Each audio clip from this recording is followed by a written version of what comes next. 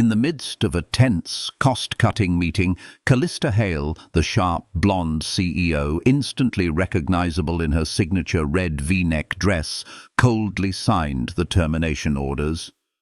Abruptly, and without any warning, a payroll statement slipped from the neat stack of files she was reviewing. It belonged to Elias Turner, a humble janitor. The statement revealed that he consistently transferred half of his meager salary to a suburban orphanage every 2 weeks. Why would someone barely making ends meet give away so much of their hard-earned money? That nagging question pulled Callista out of her insulated glass tower, leading her to the doorstep of Elias's painful memories. She discovered he was once a brilliant engineer who had subsequently lost everything. And tonight, the company is on the verge of literal explosion, facing a threat far more dangerous than financial losses. Will the answer to the mystery of that half paycheck save the company from utter destruction, or will it hasten its demise? And can a heart frozen by ambition and loss thaw in time to recognize quiet kindness? The morning sun sparkled and danced off the gleaming glass facade of Sterling Innovations, a towering monument to relentless ambition situated squarely in the heart of San Francisco's bustling tech district. Inside, on the 34th floor, a controlled chaos hummed with a palpable energy. Engineers clustered around their terminals, their screens illuminated with cascading code and intricate three-dimensional drone simulations.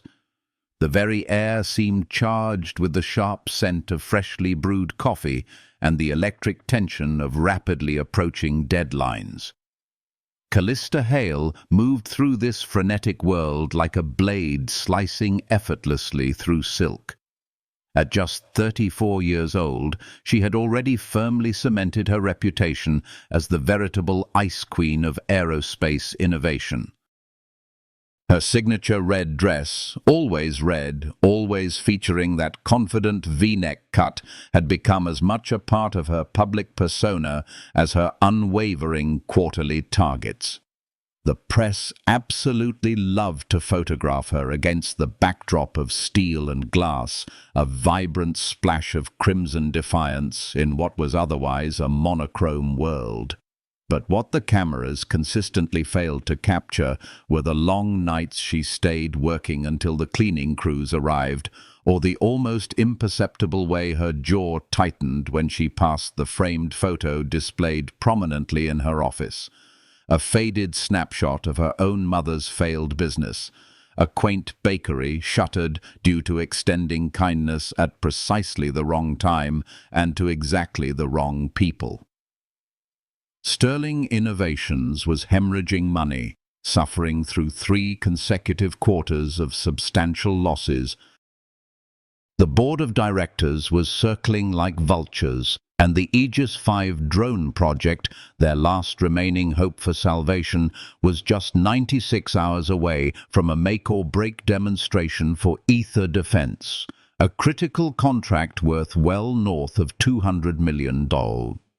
The company had been initially founded on a lofty promise to make the skies safer through groundbreaking robotics and advanced aerospace technology. But promises, as inspiring as they might be, didn't pay salaries, and investors only cared about numbers that consistently moved in a single, upward direction. 30 floors below Callista's corner office, in the dimly lit subterranean maintenance corridors that most employees never even knew existed, Elias Turner pushed his cleaning cart with the practiced ease and quiet efficiency of someone who had performed the same task 1,000 times before. He was 36 years old, but looked older, worn down by some unseen weight. His frame was tall and solid, hinting at a strength that belied his current occupation. His hands were scarred and calloused in ways that suggested a rich, complex history far beyond simple mop handles and floor wax. Yet those same hands moved with surprising precision when he carefully adjusted the loose panel on an electrical junction box, or when he meticulously wiped down the sensitive sensor equipment in the robotics lab long after the engineers had all gone home for the night.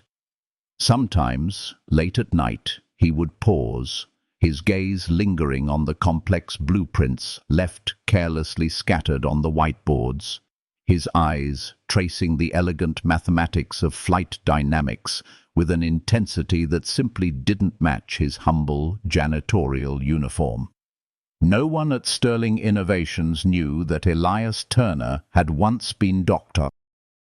Elias Turner, lead controls engineer on the prestigious Orion program, the very man whose groundbreaking algorithms had been widely praised in respected aerospace journals as the golden touch of computational flight. No one knew that his beloved wife, Dr. Audrey Turner, had tragically died in a devastating laboratory accident 3 long years ago. It was an accident that haunted him every time he closed his eyes, a constant, painful reminder of everything he had lost. And certainly, absolutely no one knew precisely why he donated exactly half of his minimum wage paycheck to Street Bridget's orphanage every 2 weeks, without fail, his own needs be damned. In the sterile, impersonal boardroom, William Hale, Callista's stepfather and the powerful chairman of the board, tapped his expensive pen impatiently against the polished mahogany table, his growing impatience evident in every sharp staccato tap. "We're cutting 23 positions from infrastructure," he announced callously, not even bothering to look up from the damning spreadsheet displayed before him. "Maintenance, janitorial, facilities management. The deadline is tomorrow. Make it happen." Vivian Cross, Callista's ambitious 30-year-old chief of staff, leaned forward with what appeared to be calculated interest. She was as sharp as a scalpel and twice as cold, her relentless ambition barely concealed behind a thin veneer of practiced professional deference. "The optics might prove to be challenging," she said carefully, her voice betraying nothing. "But necessary sacrifices often are." Callista signed the document without even a moment's hesitation. Efficiency was survival in this cutthroat industry. Sentiment was the expensive luxury of companies that weren't currently bleeding out financially.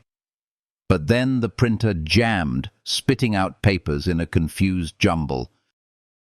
Among them, a confidential payroll statement that shouldn't have been included in that particular stack of documents. Callista picked it up, frowning at the obvious error. "Employee, Turner Elias. Position, janitorial services. Gross monthly salary, $2,400. Recurring transfer, every 15th of the month, $1,200. Recipient, Street Bridget's Orphanage, Oakland." She paused, her frown deepening. 50% every month, like clockwork. "What is this?" Callista's voice cut sharply through the low murmur of the meeting, demanding attention. William barely glanced at the document. "Some bleeding heart trying to buy salvation," he scoffed dismissively. "Probably just a PR stunt or tax evasion." But Vivian's eyes narrowed with predatory interest, sensing an opportunity. "We should definitely investigate the true purpose of these transfers," she suggested, her voice laced with a hint of intrigue. "Could be something else entirely." "A money laundering situation, perhaps?" Callista stared at the numbers, her mind racing. $2,400 was barely enough to survive in the notoriously expensive Bay Area. Half of that. She quickly did the mental calculation. That was the critical difference between being able to afford rent and sleeping in your car, between being able to put food on the table and simply going hungry. Why would someone who was barely surviving themselves give away so much of what little they had? That afternoon she found herself waiting in the sleek, impersonal marble lobby, completely and utterly against her usual meticulously planned schedule. She hadn't consciously planned it, hadn't scheduled it into her already overflowing calendar. But when Elias Turner walked past with his ever-present cleaning cart, moving with that odd, quiet precision she had never really noticed before, Callista stepped directly into his path, blocking his way. "Mr. Turner?" He stopped abruptly, startled. Up close, she could now see the small, telling details that the cold, unfeeling surveillance cameras consistently missed. The faint, almost imperceptible chemical burns on his forearms, the way his eyes were both intelligent and distant at the same time, as if he were always looking at something just beyond her reach, the careful control he exhibited in every single movement. "Ma'am." His voice was quiet, respectful, revealing absolutely nothing about his inner thoughts. "I saw your payroll statement, the transfers to Street Bridget's." For the very first time, something flickered in his usually impassive expression. Not defensiveness, not pride, but something far deeper, something that seemed to indicate old, unresolved pain, briefly surfacing before being quickly pulled back under the surface. "Is that a problem? I'm simply trying to understand why someone in your position would give away what little I have." He finished her sentence with a gentleness that somehow made the words cut even deeper. "There are debts that can't be measured in money, Miss Hale. I'm just paying what I owe." Before she could respond, he moved past her, the wheels of his cleaning cart squeaking softly against the polished floor. That night, Callista Hale did something she had never done before in her meticulously ordered life. She drove to Oakland in the pouring rain, following an address she had discreetly pulled from the company's donation records. Street Bridget's orphanage was located on the very edge of the industrial district, housed in what appeared to be a converted rectory with peeling paint and a weathered sign that had clearly endured far too many seasons. She parked her car across the street, turned off the engine, and watched through the rain-streaked windows. And then she saw him. Elias Turner, still in his humble work clothes, was precariously perched on a ladder, diligently fixing a broken gutter. Below him, a small group of children huddled together, holding umbrellas and a flashlight, calling up instructions and offering encouragement. When he finally climbed down from the ladder, a small boy, maybe 10 years old, ran up to him with a paper airplane he had carefully folded. Elias knelt down to examine it, suggesting minute adjustments to the wing angles with the kind of focused attention most people reserved for multi-million-dollar prototypes. "Uncle Eli, watch it fly now." The boy threw the paper airplane. The plane soared gracefully, caught an updraft, and glided effortlessly before finally landing near the fence. The children cheered with genuine delight.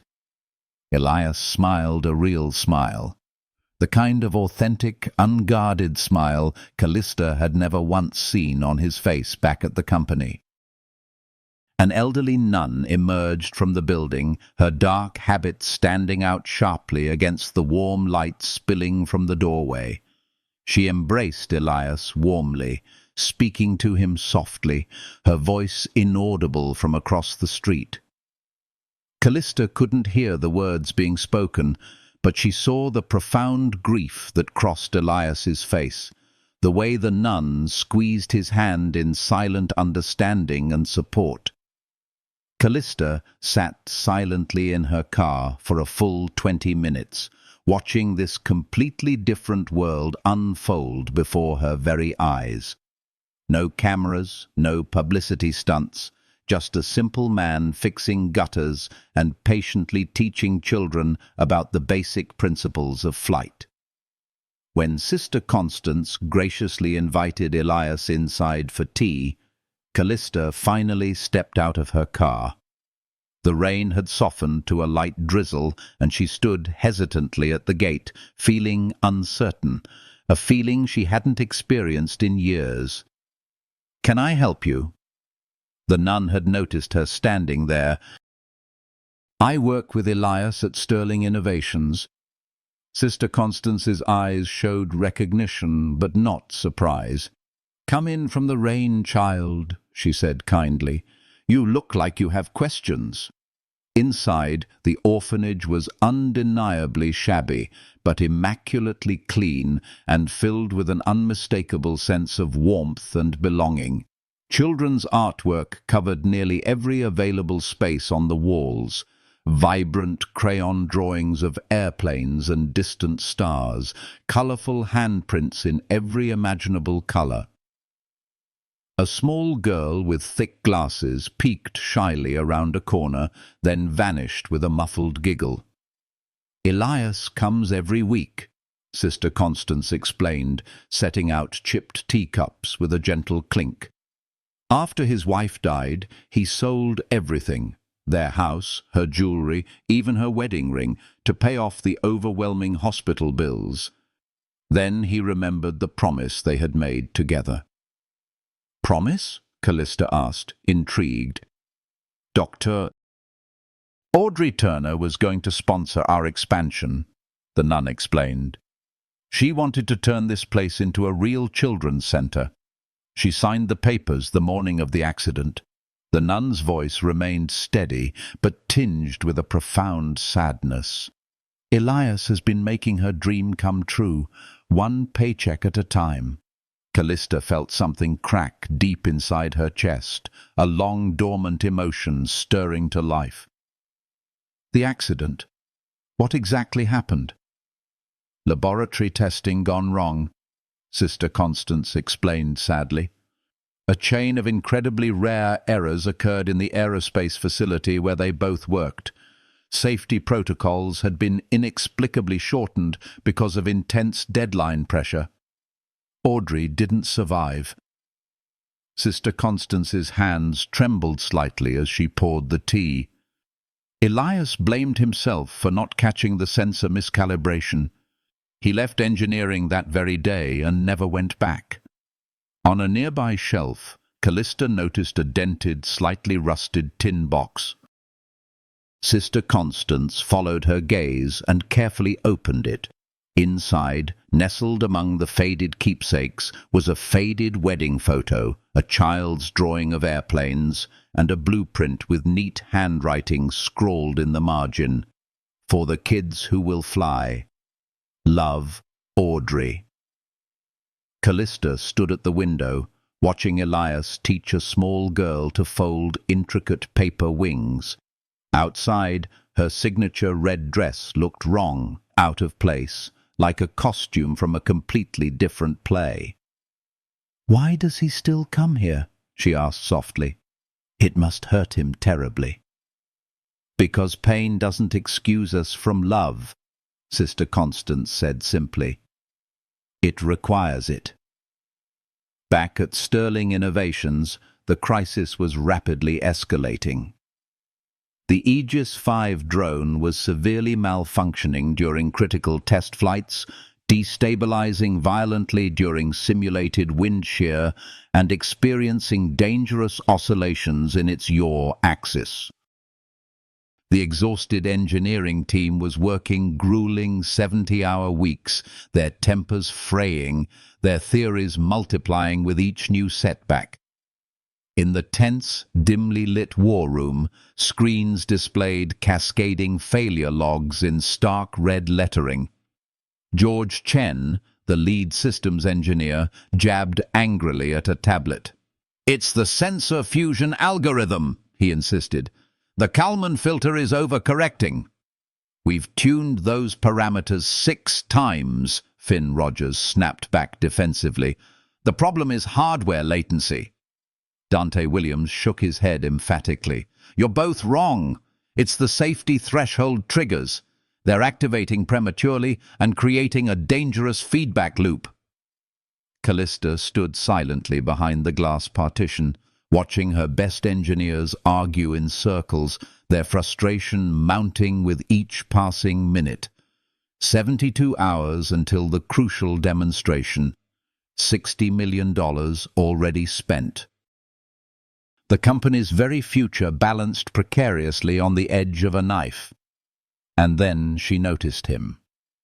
Elias had quietly entered the room to empty the trash as he did every evening, but instead of simply leaving as usual, he stood near the back wall, his eyes fixed intently on the failure analysis displayed across the main screen. His lips moved almost imperceptibly, as if he were mentally calculating something. "Excuse me." His voice was barely audible above the rising cacophony of the argument. No one heard him. George was getting louder and more agitated. Finn was becoming increasingly defensive. Callista saw Elias's hand reach out hesitantly, then point to a specific section of code displayed on the screen. "The noise covariance matrix. You have the measurement update before the time update. It should be inverse." The room went silent abruptly. George turned, saw the janitor standing there, and laughed a sharp, dismissive bark. "Thanks for the input," he said sarcastically, "but we've got actual engineers handling this." But Callista had seen something else. The way Elias had analyzed the complex screen, the unmistakable precision of his technical language, the absolute certainty that resonated in his quiet voice. "Explain," she said, stepping decisively through the door. Elias looked at her, and for a brief moment she saw the immense weight of everything he had walked away from so long ago. "Your sensor fusion is trying to merge data from GPS, IMU, and barometric sensors simultaneously, but you're updating in the wrong sequence. The prediction step needs to happen first, then the correction phase. Right now, you're correcting noise with noise, creating a cascading delay that manifests as instability under dynamic conditions." The room remained silent, the tension palpable. George's dismissive smile had frozen on his face. "You're using a late fusion approach," Elias continued calmly, "when you should be using weighted prediction. I would recommend a complementary filter structure for the high-frequency data, then integrate the slower sensors afterward." Finn quickly pulled up the code architecture and ran a simulation with the suggested changes. The dangerous oscillation immediately damped and stabilized. "How did you—" Dante started to ask, but Elias was already heading for the door. "Have a good evening, everyone."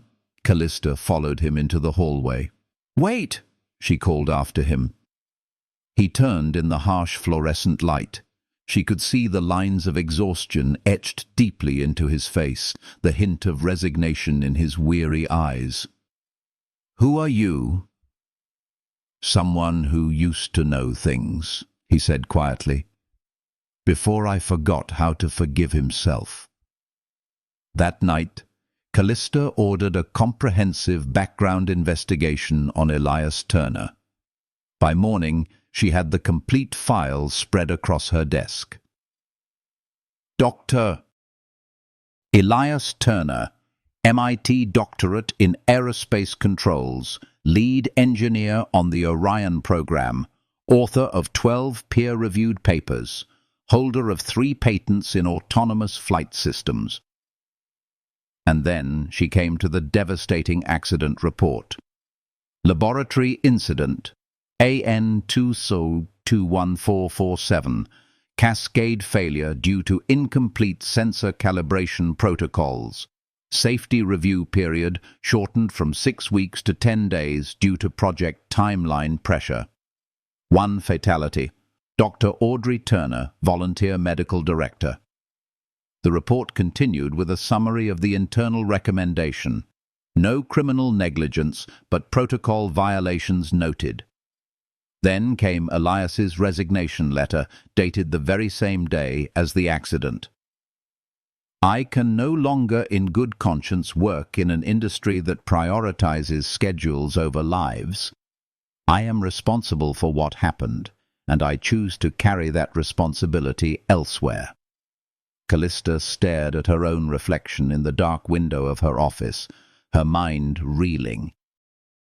How many times had she shortened safety reviews, pushed deadlines, prioritized delivery over caution, all in the relentless pursuit of profit?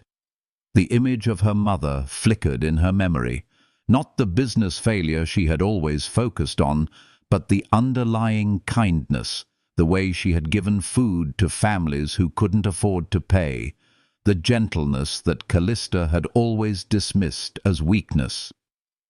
But what if she had been fundamentally wrong all along? On her desk, the termination order still sat unsigned, Elias's name clearly listed among those to be let go. She picked up her phone.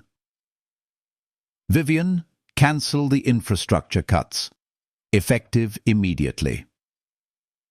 The next morning, Callista found Elias in the small utilitarian maintenance break room. He was eating a simple sandwich and reading a dog-eared paperback on quantum mechanics. I want to offer you a position, she said without any preamble, Chief of Stabilization Protocols.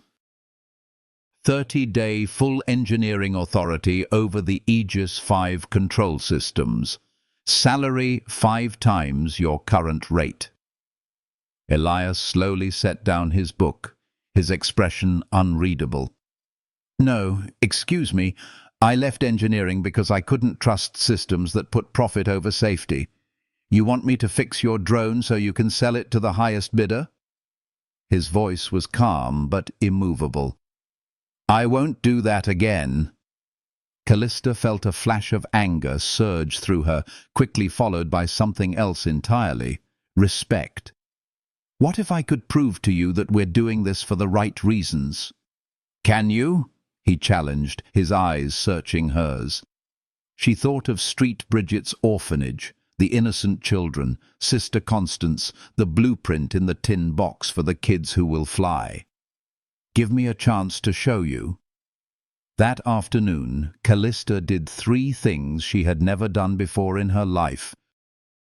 First, she personally called each employee scheduled for termination and told them their positions were secure. Then she significantly improved their benefits packages. Second, she established an emergency fund for all facility workers, retroactive to the beginning of the year. Third, she transferred $100,000 from her personal account to Street Bridget's orphanage anonymously, including a simple note. For the children who will fly. Vivian watched these decisions unfold with carefully concealed displeasure, her initial surprise quickly giving way to thinly veiled contempt. The board won't understand, she warned, her voice laced with a hint of mockery. Then I'll explain it to them, Callista replied, her voice firm and unwavering. But the crisis was far from over. Ether Defense had just sent a formal ultimatum. Demonstrate a successful flight within 72 hours, or the contract would be terminated permanently, spelling financial ruin for Sterling Innovations. And 2 days later, during the high-stakes demonstration with military observers present, everything went catastrophically wrong.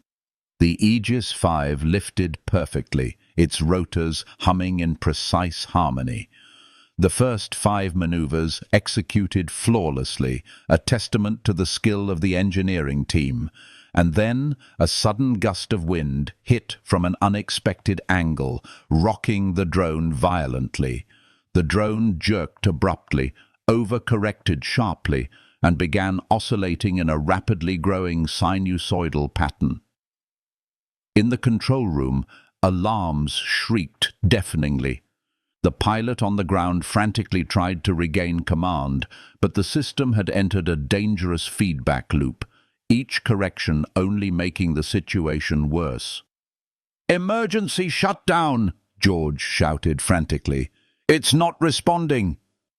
Finn's hands flew across the keyboard, his panic rising with each passing second.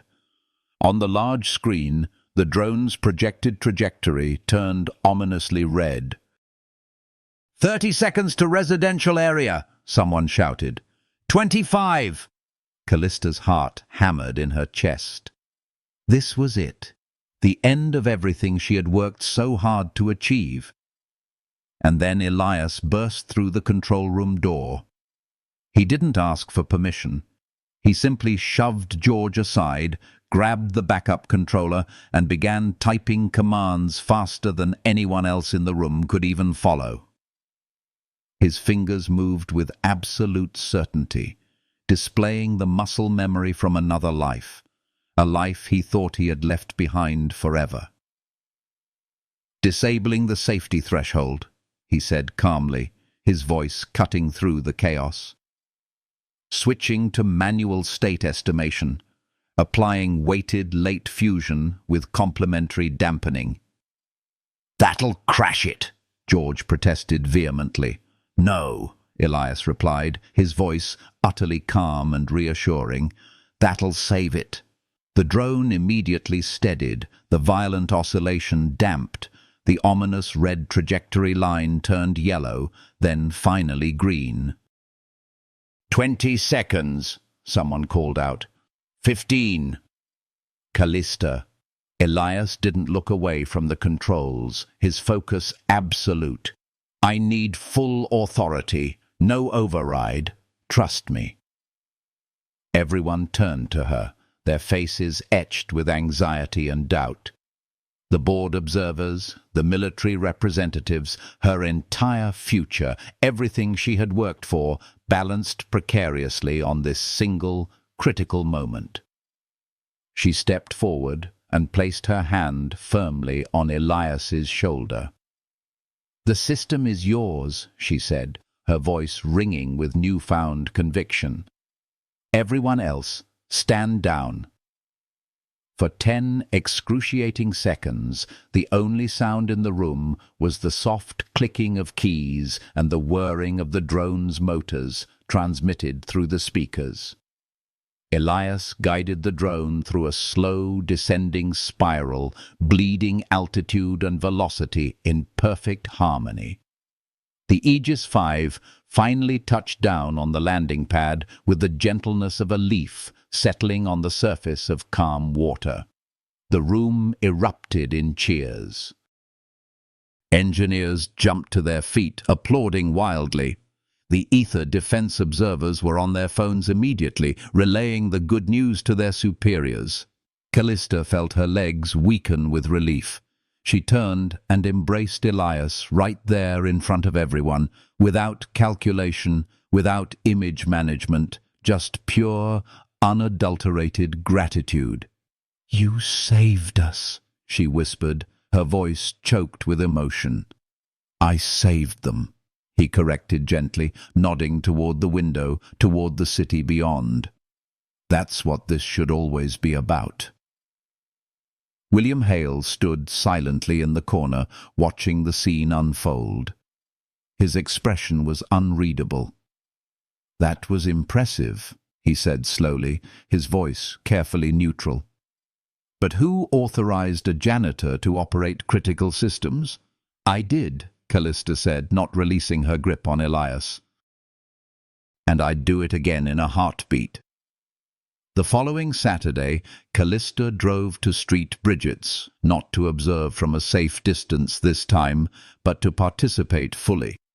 She found Elias in the courtyard, patiently teaching Leo and Matilda the basic principles of aerodynamics, using simple paper airplanes and a common box fan. "Angle of attack," he explained, carefully adjusting the fold in Leo's plane. "Too steep, you stall. Too shallow, no lift." "Like people," Matilda said thoughtfully, her brow furrowed in concentration. Elias smiled warmly. "Exactly like people." Callista knelt down beside them, her signature red dress replaced with jeans and a simple sweater. "Can I help?" The children looked at Elias, seeking his approval. He nodded encouragingly. Soon, Callista found herself folding wings, testing flight patterns, laughing when her plane inevitably nosedived into the grass. It had been years, decades even, since she had done something with no other purpose beyond pure, unadulterated joy. Later, while the children showed Sister Constance their improved designs, Elias and Callista sat on the porch steps, watching the sunset paint the sky in breathtaking shades of amber and rose. "I used to think giving was weakness," Callista said quietly, her voice tinged with regret. "My mother's business failed because she couldn't say no to people who needed help. I watched her lose everything." "And you learned the wrong lesson," Elias replied gently, his eyes filled with understanding. "What should I have learned?" she asked, turning to him. "That giving without wisdom is reckless, but refusing to give at all is even worse." He looked directly at her, his gaze unwavering. "Your mother's problem wasn't generosity, it was boundaries. There's a difference." Matilda suddenly appeared at Callista's elbow, her eyes wide with curiosity. "Are you Uncle Eli's wife?" The unexpected question hung awkwardly in the air. Callista felt her face flush slightly. Elias's hand went unconsciously to the thin chain around his neck, where his wedding ring still hung, a silent reminder of his enduring love. "No, sweetheart," he said softly, his voice filled with warmth. "Miss Hale is my friend." But the way he said the word friend made Callista's heart do something it hadn't done in years, a hopeful flutter that surprised and delighted her. That night, as she drove back to the city, she realized she had spent the entire afternoon without checking her phone even once. Without calculating return on investment, without measuring everything against quarterly projections, she had simply been human, present in the moment. But humanity, she was about to discover, came with its own set of unforeseen complications. On Monday morning, Vivian Cross requested an urgent meeting, her tone suggesting a matter of utmost importance. Her expression was carefully neutral, betraying nothing, but Callista had learned to read the subtle tells, the almost imperceptible way her Chief of Staff's left hand drummed restlessly against her thigh when she was deliberately concealing something important. "We have a problem," Vivian said, closing the office door with a soft click that seemed to amplify the tension in the room. "I've been reviewing the system logs from the Aegis 5 incident." She pulled up a file on the wall screen, filling it with lines of complex code, access timestamps, and obscure IP addresses. "Someone altered the Kalman filter parameters 3 days before the demonstration. The changes were subtle but deliberate, designed to cause instability under specific wind conditions." Callista felt a sudden chill run through her veins. Sabotage. "The modifications were made from George Chen's account," Vivian continued, her voice flat and devoid of emotion, "but he was at an off-site conference that day." Vivian's fingers danced across the screen, bringing up another file. "However, I traced the actual IP address to a workstation in this building." The screen changed again, and Callista's blood turned to ice. The IP address belonged to Vivian's own computer. "Before you say anything," Vivian said quickly, her voice laced with a defensive edge, "I can explain. I was approached by Corbin Aerospace 6 months ago." "You sold us out," Callista said, her voice dangerously quiet, her eyes blazing with a mixture of anger and betrayal. "I secured my future," Vivian corrected coldly. "You're running this company on sentiment and fairy tales now. Donating to orphanages, cancelling necessary cuts, putting janitors in command of multi-million-dollar systems. This company was already dying. I just expedited the inevitable. And you were willing to kill people to do it? Callista challenged, her voice trembling with suppressed rage. Oh, please, Vivian scoffed dismissively. I calculated the risk. The demonstration was controlled. The worst-case scenario would have been equipment damage, maybe some bad press. Then I would have stepped in, discovered the sabotage, blamed it on George, and positioned myself as the hero who saved the company. Vivian's carefully constructed mask had finally shattered, revealing the ruthless ambition that lay beneath. Corbin promised me COO, real power, not this bleeding heart nonsense you've turned Sterling into. Callista stood slowly, her movements deliberate and controlled. You have two choices, she said, her voice firm and unwavering. Resign immediately, and we'll keep this quiet. Or I call the authorities, and you face criminal charges for industrial espionage and sabotage. You can't prove anything without exposing the fact that you let an unqualified employee operate critical systems, Vivian countered, a triumphant smile spreading across her face. We're at a stalemate, Callista. Take the deal. Let me leave quietly, or we both go down. For a long, agonizing moment, Callista said nothing. Then she reached for her phone, her movements decisive. I'm calling the board, the FBI, and our lawyers. She met Vivian's eyes, her gaze unwavering. I'm done making compromises with people who put profit over principle. Whatever consequences I face for trusting Elias, I'll face them because he was right, and you were wrong. And if this company can't survive doing the right thing, then maybe it doesn't deserve to survive. Vivian's carefully constructed confidence finally cracked, revealing the fear and desperation beneath. You're destroying everything, she cried, her voice filled with anguish. No, Callista replied, her voice resonating with newfound conviction. I'm finally building something worth keeping. Within 4 hours, federal agents had seized Vivian's computers. Her incriminating communications with Corbin Aerospace filled hundreds of pages, detailed plans, technical specifications, payment schedules. The extent of her betrayal was comprehensive and unambiguous. The emergency board meeting lasted 6 grueling hours. William Hale sat silently for most of the meeting, his expression unreadable, watching his stepdaughter stand her ground and defend each and every choice she had made. When she was finished speaking, he broke his silence. I've been in this business for 4 decades, he stated, his voice low. I've witnessed companies thrive and crumble based solely on their quarterly earnings. I taught you to prioritize that way of thinking, Callista, to evaluate everything based on efficiency and returns. He paused, then continued.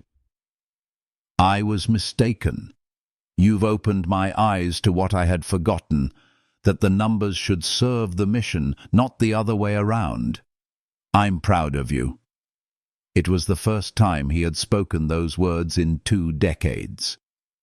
The board members cast their votes unanimously to press charges against Vivian Cross and to put in place a new ethical framework that would apply to the entire company.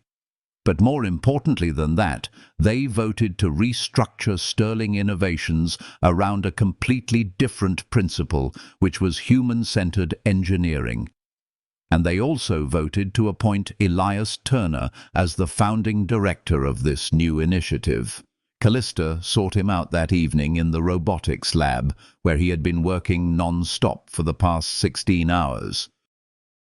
The Aegis 5 was still sitting on the test stand, but its systems were now being rebuilt with multiple layers of redundant safety protocols, each one designed to prevent the exact kind of pressure from deadlines that had led to Audrey's death. The board approved everything, she told him, sitting down next to him.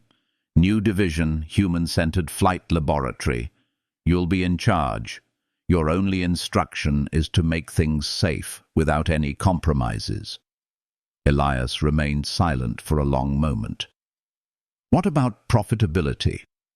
The new contract structure has a clause that allocates 30% of all profits from the Aegis 5 and its derivative products to a fund. She took out the official document to show him. We're calling it the Audrey Turner Memorial Trust, for the children who will be flying these systems. His hands began to tremble slightly. Calla and I are also adding 15% of my personal shares to the fund permanently. She looked directly into his eyes. You saved this company, but more than that, you saved me from becoming someone who only measured value by monetary cost, completely disregarding the true worth of things. Elias stood up and walked over to the window. Below, the city was sparkling with countless lights, each one representing a person trying to build a life, to find purpose, and to survive. I've spent the last 3 years punishing myself, he said quietly, believing that I didn't deserve to move on, that donating money to Street Bridgets would somehow make up for the life I couldn't save. He turned to face her. Now, I'm starting to think that maybe Audrey would want me to do more than just survive. Maybe she'd want me to actually live again. Slowly and deliberately, Elias took the chain from around his neck. Audrey's wedding ring sparkled in the light, a symbol of gold and eternity. He gazed at it for a long moment, then carefully placed it in his pocket, not discarding it, but releasing it. I loved her, he said. I'll always love her. But I think I'm finally ready to let myself be human again, to make mistakes, to hope. Callista stood up and closed the gap between them. I've been afraid my whole life, she admitted. Afraid of being seen as weak, of losing control, of repeating the mistakes my mother made. You showed me that strength and compassion aren't opposites. They're actually partners. What are we doing here, Callista? She smiled, a genuine smile, completely free from calculation or manipulation. I think we're learning to fly. 1 year later, Street Bridget's orphanage had been transformed into Street Bridget's Community STEM Center. The old rectory now housed computer labs, robotics workshops, a music room filled with instruments donated by Sterling employees, and a library stocked with aerospace engineering textbooks alongside colorful picture books. Leo, who was now 11 years old, was presenting his own drone design to a room full of younger children, explaining thrust-to-weight ratios with the kind of enthusiasm that only comes from someone who has truly found their calling.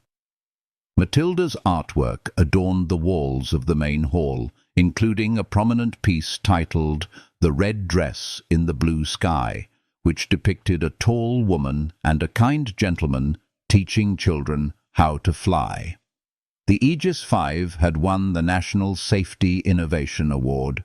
Trade journals were calling it the first truly ethical autonomous system. Orders had poured in, not because it was the fastest or the cheapest, but because it was the safest. Companies were eager to be associated with integrity. Sterling Innovations had once again become profitable, but more importantly than that, it had rediscovered its purpose. On a beautiful Saturday afternoon, Callista and Elias were standing in the center's courtyard, watching a demonstration of the kids' latest paper airplane competition. Leo's design incorporated a slight dihedral wing angle, which gave it exceptional stability. He was happily explaining his innovation to anyone who would listen. He's going to be brilliant, Callista said. He already is, Elias replied. We're just giving him permission to show it." Sister Constance approached them, carrying a small wooden box.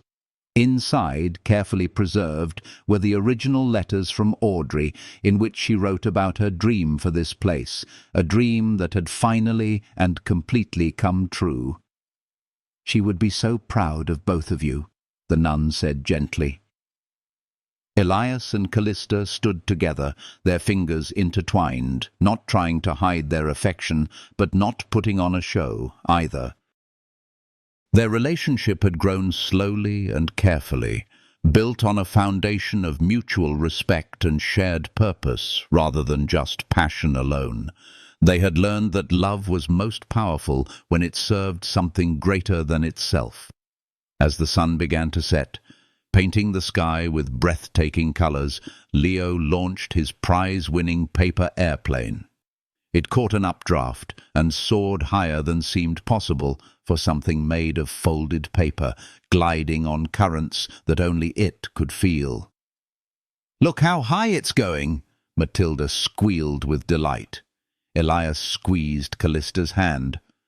"That's all of them," he said softly. "Every child here, every engineer we've trained to prioritize safety over speed, every decision we've made to choose compassion over convenience, they're all flying." Callista nodded in agreement. And somewhere in the space between what was lost and what was found, between grief and hope, between justice and mercy, a janitor who generously donated half of his paycheck to orphans and a CEO who had learned to give all of her heart had built something that would last far longer than quarterly reports or profit margins. They had built a legacy that would be measured in the dreams of children who dared to look up at the sky and imagine themselves up there, safe, strong, and soaring. The paper airplane finally descended, landing gently in Leo's waiting hands. He grinned up at Elias and Callista, holding his creation as if it were a precious treasure. "Can we make an even better one next week?" he asked. Elias smiled. "We can always make it better. That's the whole point." As twilight settled over Street Bridget's, the lights inside the center glowed warmly against the cooling evening air. Laughter echoed from the music room. The delicious aroma of Sister Constance's cooking wafted from the kitchen. Children ran through the courtyard, trailing paper airplanes behind them like comets. Callista rested her head on Elias's shoulder, watching the world they had built together. Once she had measured everything by what it cost. Now she measured everything by who it saved. They had learned to fly by teaching others to soar. And in the end, that was the only equation that truly mattered.